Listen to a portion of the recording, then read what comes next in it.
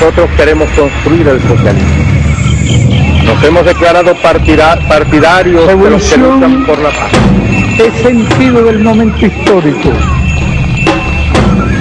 Es cambiar todo lo que debe ser cambiado.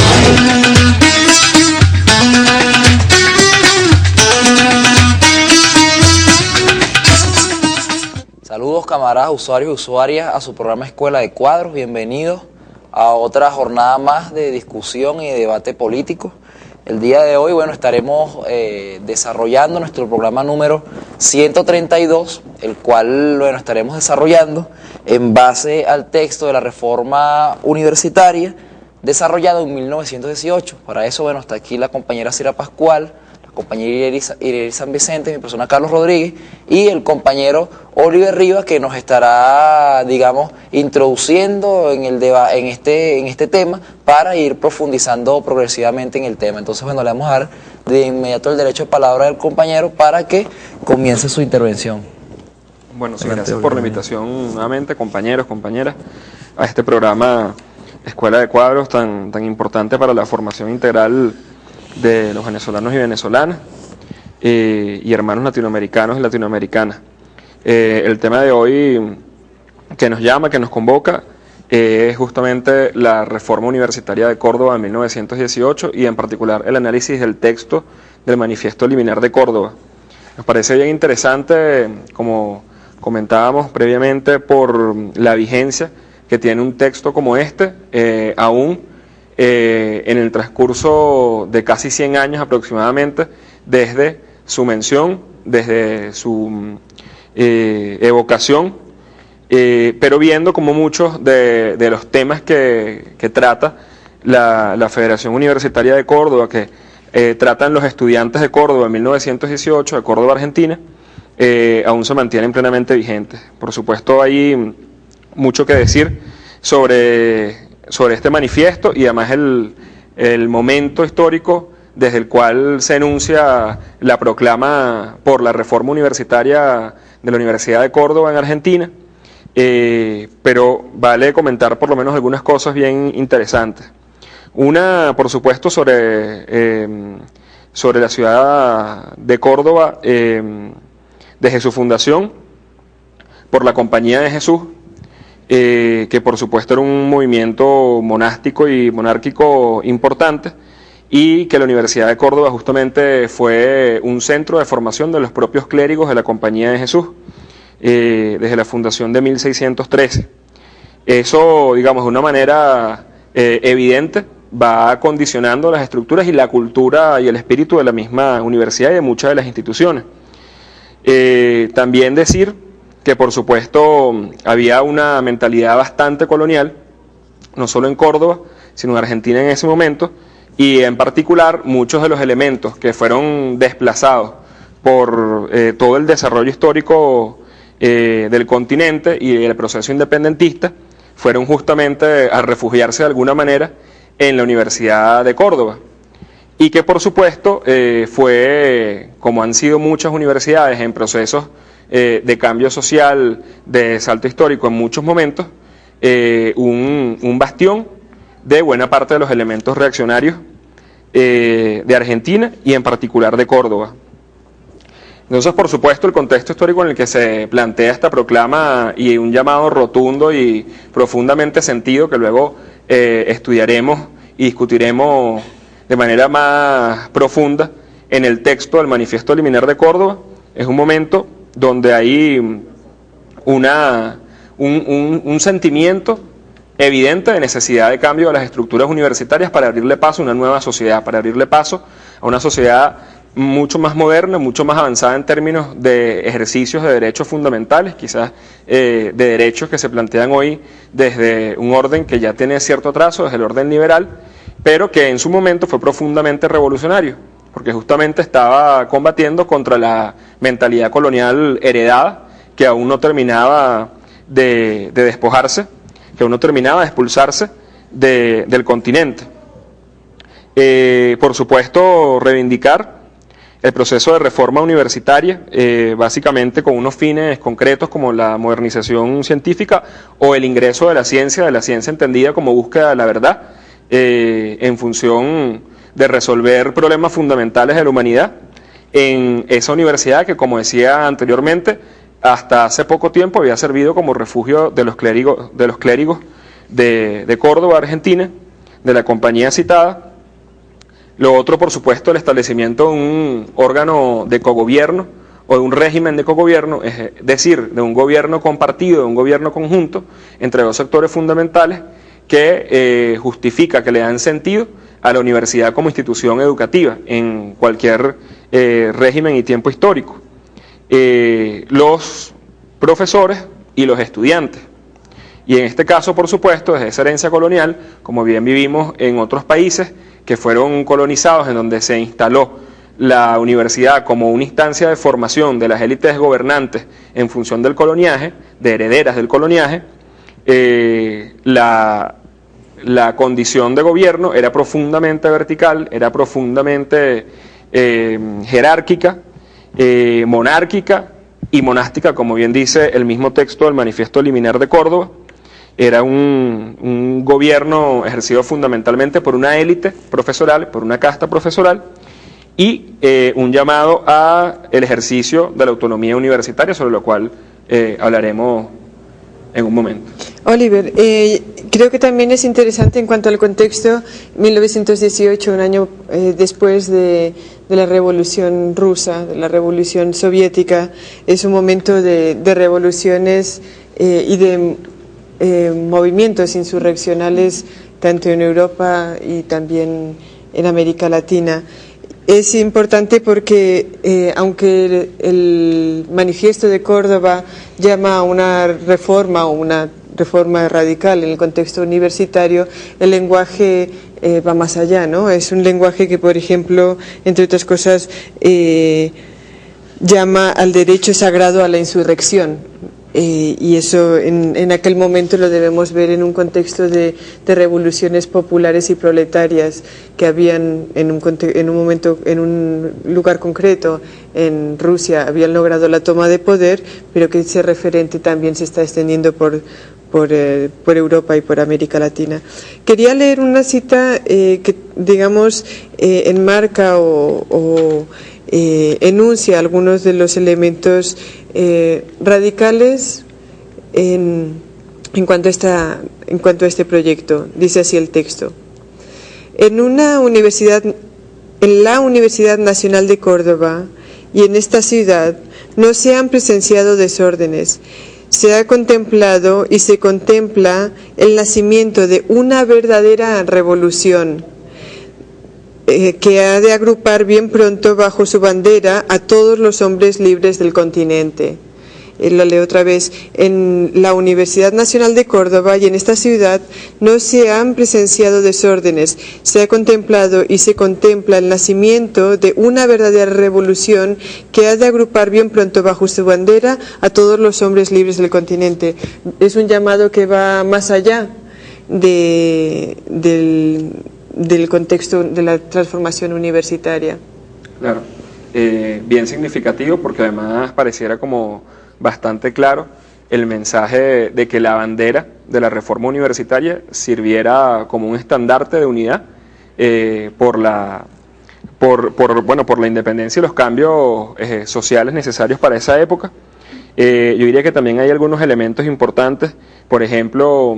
que está muy cercano el evento de la Primera Guerra Mundial, que fue, por supuesto, un evento que trajo a los ojos de toda la humanidad una evidencia de cómo la disputa de los mercados,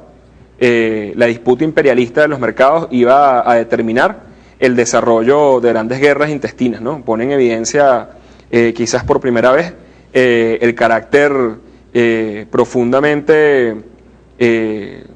confrontador y conflictivo del capitalismo a nivel mundial. Y por supuesto, la Revolución Soviética de 1917, muy bien comentaba Cira, es un evento importantísimo que permite situar la posibilidad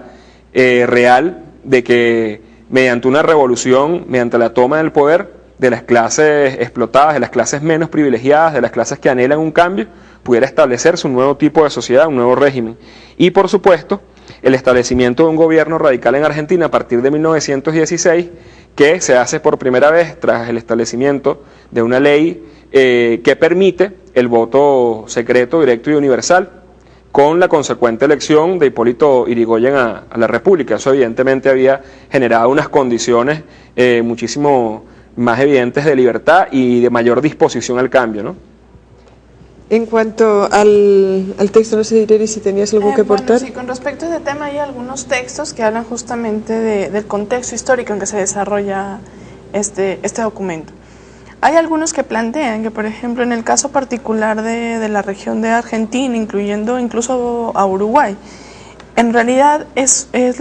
una modificación de la condición social que vive propiamente el país, ¿no? Y que se registra en todo el continente, ¿no? Entre una disputa entre sectores oligárquicos, una naciente burguesía y en medio un proceso incluso de definición de clase de sectores universitarios que en algunas ocasiones habían servido a oligarquía, algunos servían a la naciente llamar burguesía nacional, y que bueno, surge un movimiento que se plantea en un sentido un tanto heterogéneo, en el sentido de que hacen participación política sectores que habían sido históricamente relegados, ¿no? Porque la disputa se encontraba en oligarquías, iglesia, y esto era la distribución del poder. Entonces parece ahora también la emergencia de nuevos sectores progresistas, revolucionarios, es decir, un movimiento heterogéneo, donde pareciera que hay un momento incluso de definición de esos procesos históricos. No sé si nos podrías comentar algo ahí al respecto. No, creo que bien me va a dar el comentario, sobre todo para entender cómo estos procesos, estas aproximaciones a procesos de cambio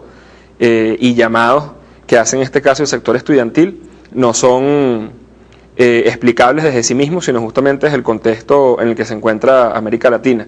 Vale decir, después también de todo el fracaso, o un fracaso más bien en las expectativas que había en torno a la independencia latinoamericana, ¿no? En la tradición de muchos de los sectores progresistas que en ese momento levantaron la bandera independentista, pero que ciertamente luego terminaron coaliados y convertidos en un sector reaccionario que se unió y que le sirvió a las nacientes burguesías de todos los países, pero además sostuvo muchos de los cordones y de los lastres de las mismas mentalidades coloniales, de las mismas culturas coloniales que tenían nuestros países. Entonces, de alguna manera esto viene a reafirmar ese proceso. Lo que sí es interesante es ver justamente cómo el sector estudiantil, en este caso, plantea reivindicaciones muy concretas en lo que tiene que ver con la enseñanza, justamente en la superación de la enseñanza escolástica, de la escolástica académica, de la enseñanza colonial. O sea que de alguna manera es una impugnación,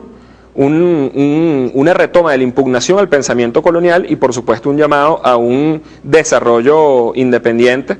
en otras condiciones. Por supuesto entendiendo que el sector estudiantil no es una clase social, sino que está compuesta por varias clases sociales, que es un sector de la sociedad, pero que ciertamente en ese contexto se plantea como un sector progresista, un sector de avanzada de la sociedad argentina. En el texto, como tú bien dices, se enmarca, se enmarca en el contexto o en un espíritu de sacar al país hacia adelante, ¿no? Pero también está enmarcado en el contexto de un primer centenario de las independencias latinoamericanas y es un texto eminentemente latinoamericanista. Más adelante veremos cómo en el texto leeremos una cita en el cual vemos que el llamado no solamente va a la nación, sino que va más allá de Latinoamérica. Entonces me parece importante colocar este texto como un texto que en su momento indudablemente está vinculado a una serie de procesos de ajustes y de transformaciones sociales que se dan en la sociedad, pero también hay una perspectiva de retomar un pasado hacia la proyección de un futuro más justo y más integrador. Una concepción también latinoamericanista. Tenemos que ir a un cortecito ahora. El manifiesto de Córdoba fue un proceso de muchísima importancia en el cual participaron los estudiantes de Córdoba,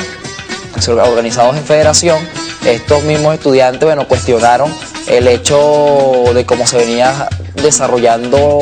el modelo pedagógico, de cómo estaba la división jerárquica, digamos, de la universidad, y a su vez tocaron algunos tópicos de bastante importancia, como es el tema de la autonomía y el cogobierno universitario.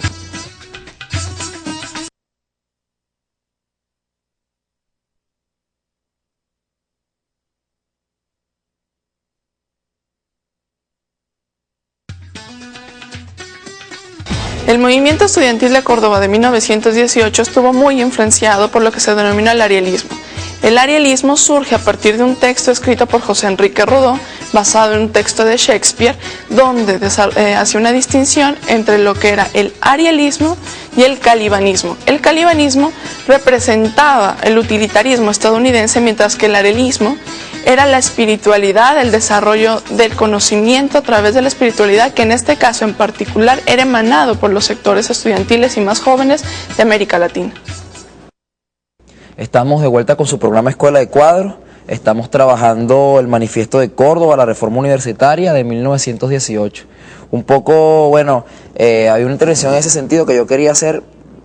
con respecto al texto, que tiene que ver con el cuestionamiento que se desarrolla en el texto, todo el tema del modelo educativo, el sistema, el método que se está implementando en ese momento, incluso la institución como tal, pues la institución de la universidad. Incluso hay algunas aseveraciones que se desarrollan aquí, en el cual plantea, bueno, que la universidad era el reflejo de una sociedad decadente, pues, ¿no? En ese sentido también existe el cuestionamiento a la autoridad. Ellos llaman, el que me gustaría que profundizaras ahí también, el tema del derecho divino, digamos, ¿no? El derecho divino del profesorado, me gustaría que profundizaras un poco ahí. Y el hecho de la pedagogía, que para eso hay una cita aquí que me gustaría que pudiéramos ahondar en este sentido. Dice así: la autoridad en un hogar de estudiantes no se ejercita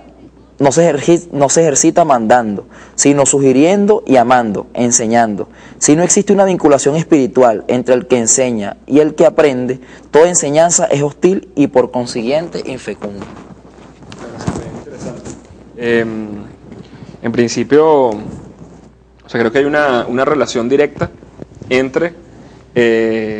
los métodos de enseñanza, la cultura educativa o la estructura educativa, por supuesto la realidad social, el modo de producción, que creo que no se puede desligar. Ahora, en términos generales podemos decir que ningún modelo de sociedad, ninguna sociedad establecida sobre la división en clases sociales ha podido construir un método de enseñanza que no sea profundamente jerárquico, profundamente autoritario, profundamente memorístico en algunos casos, y por supuesto que cosifique al sujeto que es el educando, ¿no? Entonces, de alguna manera, lo que está reclamando la reforma de Córdoba no es algo distinto a lo que se está reclamando aún en estos días en buena parte de los países del mundo, que es un cambio profundo de la estructura universitaria en función de ajustarse o de impulsar una sociedad distinta. Y digo eso porque del paso del medioevo y del feudalismo al capitalismo, y su reflejo por supuesto en los países coloniales como el nuestro, como Argentina, como los países latinoamericanos, no hubo realmente un cambio radical en el modelo educativo. Lo que hubo fue ajustes en función de la modernización y del impulso desarrollista del capitalismo dependiente en nuestros países. Digo eso porque ninguno de los dos modelos, digamos, el modelo feudal de educación y el modelo capitalista, rompe realmente con la imposición y con el autoritarismo que caracteriza esos tipos de sociedades. Y de alguna manera lo que está denunciando la reforma de Córdoba es justamente la ruptura con ese modelo antiquísimo, heredado y profundamente jerárquico, ¿no? Recordemos expresiones como el derecho al pataleo, que es una expresión bien coloquial y popular que usamos frecuentemente, pero a veces no sabemos bien cuál es el origen, y viene justamente de lo que esa universidad canónica, la universidad monárquica feudal, le asignaba como posibilidad de participación a los estudiantes. que era básicamente el pataleo, porque los estudiantes no tenían derecho a hablar, lo que tenían era solamente la posibilidad de mover los pies debajo del pupitre como una medida de protesta, ¿no? Eso da cuenta, por supuesto, de la herencia profundamente autoritaria, antihumanista de esa educación. Y por supuesto el transcurso del capitalismo no es radicalmente distinto, digamos, hay algunas variantes, pero la esencia de dominación, de todo el sistema de dominación desde la aparición de las clases sociales, se mantiene. Y por supuesto el llamado de Córdoba también está fuertemente permeado por los aportes que hacen latinoamericanos de avanzada, como Rodríguez, ¿no? Nuestro Samuel Robinson, y el cuestionamiento que hace ese tipo de educación en todo el proceso independentista. Rodríguez decía, de otra manera, a los niños hay que enseñarlos para que sean preguntones y aprendan a obedecer la razón más que al poder como los inútiles, más que a la costumbre como los imbéciles. Eso también, digamos, demuestra o expresa todo el profundo cuestionamiento que tenía Rodríguez y que tenían las corrientes más avanzadas latinoamericanas durante el proceso de independencia frente a ese modelo educativo. Y creo que se parece bastante a lo que están manifestando los cordobenses en ese momento y que seguramente sigue vigente con muchas gestas de reclamo, de reformas educativas profundas en toda Latinoamérica. Oliver, hay otro tema ahí, perdón, bien interesante, que es con respecto a la autonomía, que es quizá uno de los temas centrales dentro de este movimiento, llamarlo universitario, pero con todas sus implicaciones sociales que se ha hablado aquí, ¿no? Al parecer hubieron tendencias, pues, recuperando este documento de Córdoba, donde hubieron incluso versiones más que progresistas, como fue este intento, más bien conservadoras, apelando pues a la autonomía desde un punto de vista bastante conservador. Y por otro lado, un movimiento que también, recuperando el mismo texto, tiene una posición, digámosle, mucho más revolucionaria, mucho más progresista, que es justamente un punto que trata, por ejemplo, en un texto muy famoso del Che Guevara, que se llama Reforma Universitaria y Revolución, donde plantea el término de la autonomía, y que es algo bien vigente y que, bueno, el proceso bolivariano lo ha vivido, lo ha padecido, estas como dos vertientes de interpretación de la autonomía. No sé si nos podrías dar ahí un aporte, que me parece que el documento de Córdoba es como el referente para un lado y para el otro. ¿Cómo se puede entender ese proceso? No, además bien pertinente, porque es un debate que ha estado presente en nuestro país en los últimos años y creo que ha tenido justamente una evidencia de esas dos corrientes, esas dos tendencias. Lo que creo es que hubo un aprovechamiento, por supuesto, como en todo proceso emergente de masas, bien radical. Siempre hay sectores que, digamos, forman parte de una participación bastante amplia de la población y de los sectores revolucionarios, si es el caso, en esos procesos. Y en este caso, pues por supuesto, es muy probable que en medio de la emergencia del capitalismo dependiente en nuestros países, hubiese también un aprovechamiento de la bandera de la autonomía de Córdoba, que era una bandera, fíjense que los autonomistas de Córdoba reclaman la intervención,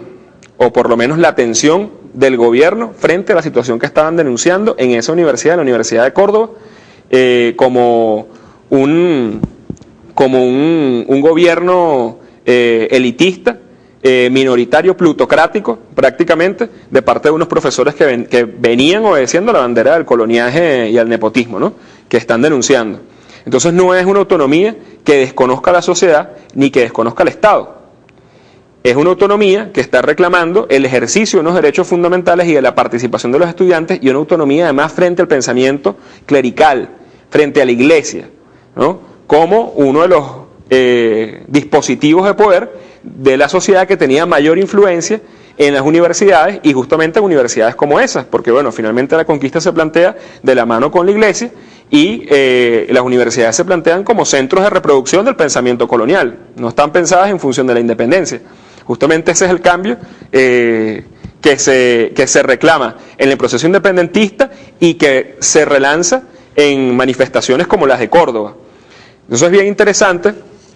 porque la autonomía universitaria, según como está planteada en Córdoba, no tiene nada que ver con un proceso de desconocimiento de la sociedad a la que se debe la universidad, ni de desconocimiento completo del Estado. Está frente a un tipo de gobierno y un tipo de imposición concreta que se plantea en ese momento. Y por supuesto muchas de las banderas de unidad latinoamericana, de desarrollo, de cambio social que clama Córdoba y que además después se replican en otras universidades, en la reforma de Cancún, se plantea en Cuba bajo la participación y dirección de Mella, que además generan experimentos como la Universidad Popular José Martí, se plantean como impulsoras de cambios sociales. Más bien en atención a las demandas de la misma sociedad y de las clases mayoritarias, que eran las clases trabajadoras. No tiene nada que ver con lo que además los estudiantes, en el caso venezolano, en la actualidad, los estudiantes de la burguesía reclaman como una supuesta autonomía que no fue más que un pretexto para la privatización de las universidades, cosa que además hemos denunciado no solamente en Venezuela, sino en distintos espacios y movimientos que se han generado en Latinoamérica, como por ejemplo en la UNAM en México, ¿no? Que en alguna medida obedece justamente a esa denuncia. En realidad, aquí como la pregunta es la posibilidad de la autonomía frente al capital, ¿no? En una sociedad de hegemonía burguesa, en una sociedad capitalista, ¿en qué medida es la autonomía posible? Y esto nos devuelve a lo que decías al inicio del programa, el hecho de que las banderas que se levantan, las levantamos todos los revolucionarios, pero también comprendiendo que su concreción en realidad pasa también por la revolución social. Así es, y bueno, y en ese sentido es bien importante también las reflexiones que hace Mella, que es bien influenciado por todo el movimiento cordobés, creo que no solo Mella, sino todo el continente latinoamericano, a pesar de que fueran en principio manifestaciones tan modestas en una geografía relativamente pequeña del continente, pero que tuvo su repercusión como un movimiento de avanzada, ¿no? Además de atrevimiento a reaccionar frente al orden colonial que terminaba o que siguió prevaleciendo después de la independencia. Una cosa importante justamente es cómo Mella reflexiona acerca de las posibilidades de una reforma universitaria después de cierto tiempo en un activismo comprometidísimo con los cambios en las universidades, en la universidad como institución, y cómo finalmente llega a una conclusión donde plantea que no hay posibilidad de una reforma universitaria sostenible en el tiempo, en unas condiciones de adversidad, frente a un gobierno reaccionario, frente a un Estado reaccionario, frente a una estructura social y económica que no se corresponde con el modelo de universidad que se está planteando. Y justamente el llamado que hace es a una revolución social que haga posible la reforma universitaria, entendiendo que no son procesos mecánicos, que no es que primero cambiamos la sociedad y después la universidad, sino que hay un proceso dinámico y complejo que es simultáneo, independientemente de en qué momento se hagan visibles, ¿no? Esos procesos. Y creo que además un reflejo bien interesante de ese planteamiento es el caso venezolano. Mucho después, en el año 69, cuando se plantea la renovación académica universitaria, que tiene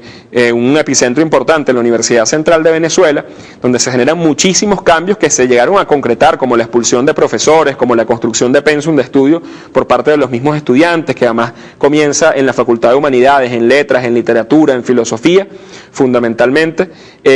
y cómo ese cambio justamente es truncado por la reacción de un gobierno social cristiano, de un gobierno al servicio de la burguesía, de la oligarquía venezolana, como fue el gobierno de Rafael Caldera, que justamente frente a ese intento de desafiar el orden existente, del llamado al avance en el plano de las ideas, en el plano del estudio, del desarrollo de la ciencia, del ejercicio democrático dentro de las universidades como ideal de lo que debe ser la sociedad, pues terminó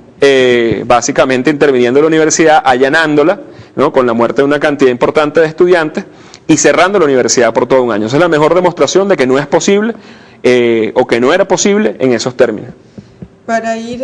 cerrando esta sección, yo quería leer una cita y nos lleva a esta cuestión del latinoamericanismo que está implícito, mejor dicho, explícito en este texto. También quería mencionar en ese sentido que este es un texto muy avanzado para su momento, ¿no? Vemos en el 18 una revolución que además se extiende por América, un movimiento o incipiente revolucionario que se extiende en las universidades latinoamericanas. No fue una revolución como tal, pero hay elementos revolucionarios allí. Esto es el 18, 50 años después, en el 68, es el momento de los grandes levantamientos estudiantiles en Europa.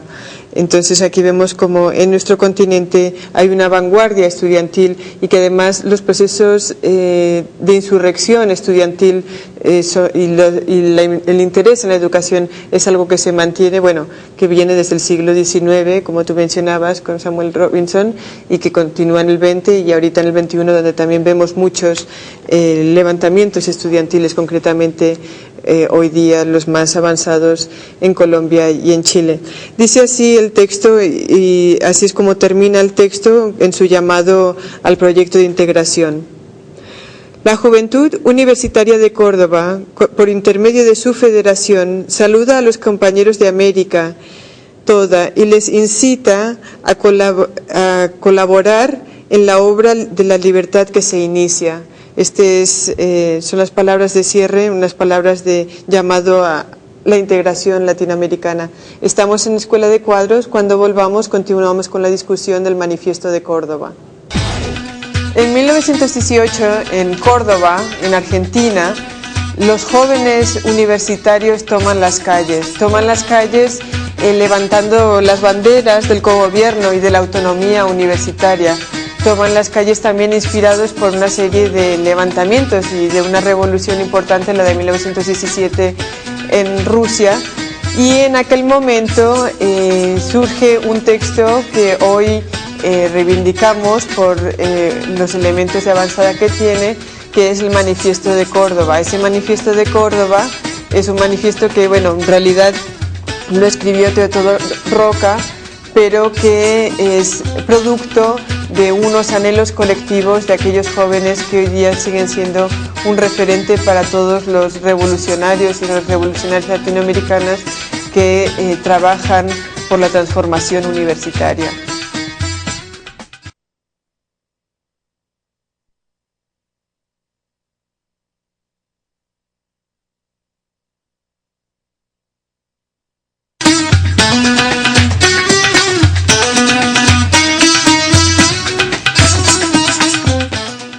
Compañeros, una vez, nos encontramos en nuestro último bloque. Estamos hoy discutiendo la reforma universitaria, en particular el Manifiesto de Córdoba de 1918, de Teodoro Roca. Y en el bloque anterior hablábamos justamente del proceso latinoamericanista que termina de condensarse en este manifiesto de 1918. Y bueno, yo con respecto a esto tenía una especie de comentario que quizá pudiéramos ampliar, que es justamente cómo el manifiesto condensa todo, como lo mencionamos, un proceso latinoamericanista, en realidad todo un pensamiento que viene desarrollándose desde la segunda mitad del siglo XIX y que lo vemos muy desarrollado, ya se mencionaba Simón Rodríguez, pero también lo vemos muy desarrollado en José Martí. También lo vemos una gran influencia en este texto por ejemplo, del arielismo de José Enrique Rodó, que sin embargo, hacia la década de los 50, de los 60 del siglo XX, recuperando todas estas tendencias, un escritor como Fernández Retamar, él llama a hacer una reconstrucción de ese pensamiento latinoamericanista para agregarle todo ese sentimiento de unidad e integración al sentimiento antiimperialista y revolucionario, que si bien es cierto ya se viene desarrollando en el Manifiesto de Córdoba,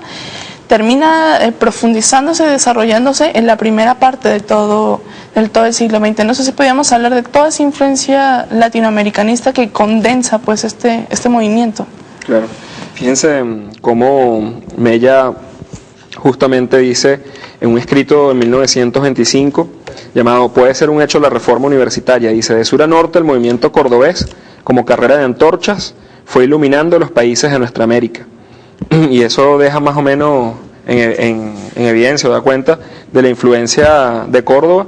en un relanzamiento, en una reanimación de todo el pensamiento latinoamericanista que ha venido forjándose. En el caso venezolano, por ejemplo, esa primera generación de 1910 a 1930 de estudiantes que fundaron la Federación Universitaria, la Federación de Estudiantes Universitarios en el caso venezolano, es de una marcada influencia latinoamericanista, y ahí vienen figuras quizás más asociadas a la socialdemocracia, pero también con un pensamiento de avanzada, pero también los precursores de las primeras corrientes comunistas en Venezuela, el caso de Cotepa Delgado, el caso de algunos estudiantes que fueron figuras de avanzada y por supuesto que tuvieron una marcada influencia en el desarrollo posterior de la política venezolana. Digamos, otra cosa que yo agregaría como parte del análisis que venimos haciendo es las implicaciones que tuvo a posteriori en gente que ya hemos venido identificando y que tiene una participación importante en el desenlace de varias revueltas que se gestan desde ese momento hasta ya la segunda parte del siglo XX, con evocaciones donde participa activamente la juventud. Es el caso, por ejemplo, posterior del 68ismo, del Mayo francés, de toda la influencia que tiene el Mayo francés en el continente, de la juventud cubana que retoma las banderas latinoamericanas, martianas, con la Revolución Cubana, toda la influencia que tiene en el caso venezolano, después con las posteriores reformas, como la reforma académica o la renovación académica del 69, como veníamos comentando. Y es bien interesante porque vemos como muchas de esas banderas aún se mantienen, a pesar de que ha transcurrido casi un siglo, ha habido, digamos, una continuidad histórica del pensamiento latinoamericano, de la denuncia antiimperialista, del llamado a una segunda independencia, y además bajo un régimen de justicia social mucho más elevado. Y eso también, por supuesto, tiene una influencia muy marcada en las contradicciones que está viviendo Latinoamérica y que está viviendo Venezuela en este momento. No es otra cosa que lo que de alguna manera reclaman los estudiantes en Chile, por supuesto en otras condiciones, los estudiantes en Colombia, en otras condiciones, los estudiantes en Panamá, los estudiantes en Puerto Rico, además, donde hay un régimen colonial mucho más claro, siendo un Estado asociado, y en Venezuela, donde se han levantado de nuevo las banderas de transformación universitaria, cosas elementales, como por ejemplo la participación en el cogobierno, no solo de los estudiantes, sino además de una manera más profunda de los trabajadores y trabajadoras universitarios en la toma de decisiones en la universidad. Fíjense cómo, por ejemplo, la ley de universidades vigente en Venezuela, que es del 70, que viene tras una intervención, reconoce la participación de estudiantes y de docentes como parte de la comunidad universitaria. No así en igualdad de condiciones en el cogobierno universitario, pero deja por fuera la existencia de los trabajadores universitarios, porque justamente es una ley clasista que no reconoce la participación de los trabajadores en la universidad. Cómo esas banderas, después de que fue truncada la renovación, se mantienen hasta el día de hoy, con muchos eventos que por supuesto llaman a la transformación universitaria. Yo recuerdo el más reciente, antes del, digamos, de la promoción de un cambio en la legislación universitaria en el 2009 y 2010, fue una toma de la sala de sesiones del Consejo Universitario de la Universidad Central de Venezuela en el 2001, y básicamente estaba levantando justamente las mismas banderas que reclamaba Córdoba en su entonces. De hecho, hace una franca referencia al manifiesto de Córdoba, dentro de los manifiestos de ese levantamiento contra la autoridad universitaria.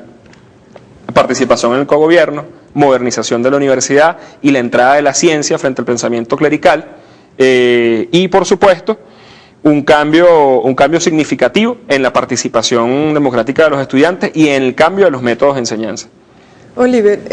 hay algo que es interesante en cuanto al siglo XX y XXI también, que es que a partir de este llamado del manifiesto de Córdoba, se extienden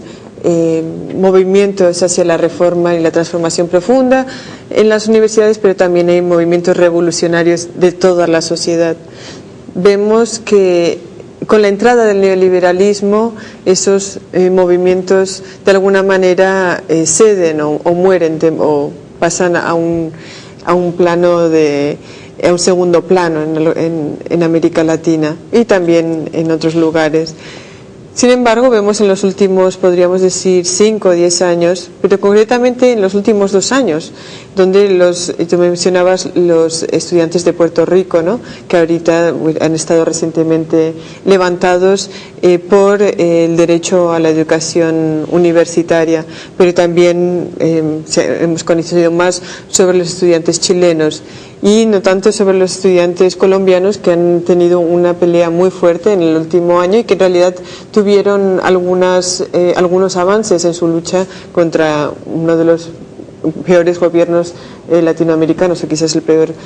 gobierno latinoamericano, el de Juan Manuel Santos. Entonces vemos como en este momento, en un momento de un segundo centenario, en 1918 un primer centenario de la independencia, 100 años después el segundo centenario de la independencia, también reivindicando a Bolívar, hay una serie de levantamientos estudiantiles. Allí, digamos, si pudieses analizar un poquito ese momento de sequía durante el neoliberalismo y la retoma en cuanto a los movimientos estudiantiles progresistas o revolucionarios hoy día. Sí. Digamos, no solo durante el neoliberalismo, incluso una década anterior, es decir, entre finales del 70 y comienzos del 90 hubo una especie de sequía de la participación activa de los estudiantes en los procesos de cambio. En Venezuela hubo un rector, un triste rector de la Universidad Central de Venezuela, que en ese momento se decía de izquierda, que fue Edmundo Chirino, que llamó a esa generación la generación boba, porque era una generación muy poco activa en los procesos de transformación. Sin embargo, por supuesto, el sueño del consenso de Washington, el sueño neoliberal, se fue rápidamente al piso, y 10 años, 15 años en la historia no son prácticamente nada, y es bien interesante ver cómo aquella pequeña vanguardia, aquel pequeño núcleo de dignidad estudiantil que durante los años 80 se mantuvo en disputa con los sectores de la oligarquía, que fue vanguardia en los procesos de cuestionamiento al neoliberalismo, a pesar de que todavía había buena parte de la sociedad encantada con esa oferta, con esa expectativa que había levantado el Fondo Monetario Internacional y sus gobiernos cómplices en todos los países. Es esa pequeña vanguardia la que va generando cada vez más, y sobre todo en Venezuela en su momento, una cultura, una dinámica cultura de resistencia frente al gobierno de turno, frente al gobierno y al régimen de turno, en este caso el régimen de punto fijo. O sea, esa pequeña vanguardia en las universidades, en los liceos, que va cuestionando no solo el régimen académico, sino también el régimen social, o como dicen en la actualidad los compañeros chilenos, del aula de clases a la lucha de clases, es lo que va generando un dinamismo y una participación cada vez más marcada del pueblo en la protesta social, que desencadena además en buena medida en el Caracazo, y que abre las puertas después a una rendija política para el cambio institucional, como es el 4 de febrero, y por supuesto la llegada del gobierno y del presidente Chávez al gobierno en el 98. Lo que me parece profundamente importante como un tema de debate, que afortunadamente rescata la Escuela de Cuadros en esta convocatoria, es poner de manifiesto cómo muchas de las banderas que se han levantado en los últimos 2 siglos frente a la educación colonial, que no es más que la continuidad de un mismo sistema, un sistema de dominación basado en la división de clases o en la sociedad dividida en clases, sigue profundamente vigente, porque la sociedad clasista no la hemos superado. Entonces, justamente, frente a la posibilidad del cambio de ese sistema de dominación a un sistema de liberación social, producto de una revolución social, tenemos la deuda de construir un sistema educativo mucho más coherente, mucho más humanista, cooperativo, al servicio de la sociedad, y además que realice los derechos democráticos. Porque lo que parece impensable, y que es justamente la contradicción que tenemos que seguir analizando, es como incluso en la sociedad moderna, en la sociedad occidental moderna, que se plantea en el marco del capitalismo la democracia, los sistemas educativos siguen siendo profundamente rígidos y profundamente autoritarios, lo que sigue siendo una incongruencia tremenda. O sea, no podemos formar a ciudadanos para la democracia, ni siquiera la democracia concebida liberalmente, si en las mismas aulas de clase no existe la participación democrática y la promoción democrática. Y por supuesto, la contradicción de tener universidades que siguen siendo o estando sujetas a pequeñas élites aristocráticas que, muy revestidas del pensamiento colonial anterior, que denuncia la misma reforma de Córdoba, que denuncia el proceso independentista anterior, ahora están de la mano con el capitalismo, de la mano con las empresas transnacionales. El caso de nuestras mismas universidades en este momento, universidades como la Central y el resto de las autónomas, de las otras 4 autónomas que concentran además 54% del presupuesto educativo universitario, ¿no? Eso es muchísimo más de lo que tienen iniciativas como la UEB y Misión Sucre juntas en todo el país, aunque forma seguramente 7 veces más estudiantes, y cómo las autoridades siguen siendo apéndices de poderes transnacionales como el Grupo Santander y otros que han venido siendo denunciados. Lo que quiero decir con esto, ya para cerrar, es que lo que denunciaron los estudiantes de Córdoba sigue siendo una deuda pendiente en el cambio social en la actualidad. O sea, sigue siendo una deuda de los estudiantes revolucionarios, no de los estudiantes de la burguesía, que levantan las banderas de la verdadera autonomía, concretar, materializar muchos de los supuestos de la reforma de Córdoba. Hacerlo realidad sigue siendo una bandera de los latinoamericanos, de las latinoamericanas y de los revolucionarios en general. Bueno, se nos acaba el tiempo por el día de hoy en este interesante debate. Invitamos a todos los compañeros y compañeras que nos escuchan a que, si están interesados en descargar estos programas y los textos que aquí trabajamos, pueden hacerlo a través de la página web www.katiatv.org. A su vez, si se quieren poner en contacto con nosotros, con el equipo de producción de Escuela de Cuadros, pueden hacerlo a través del correo electrónico escuelacuadros@gmail.com. A su vez, compañeros y compañeras, les recordamos que el programa Escuela de Cuadros es transmitido o está incorporado entre la programación habitual de Katia TV y de Vive TV, particularmente en Vive los viernes a las 10 de la noche. Hasta la victoria siempre, venceremos.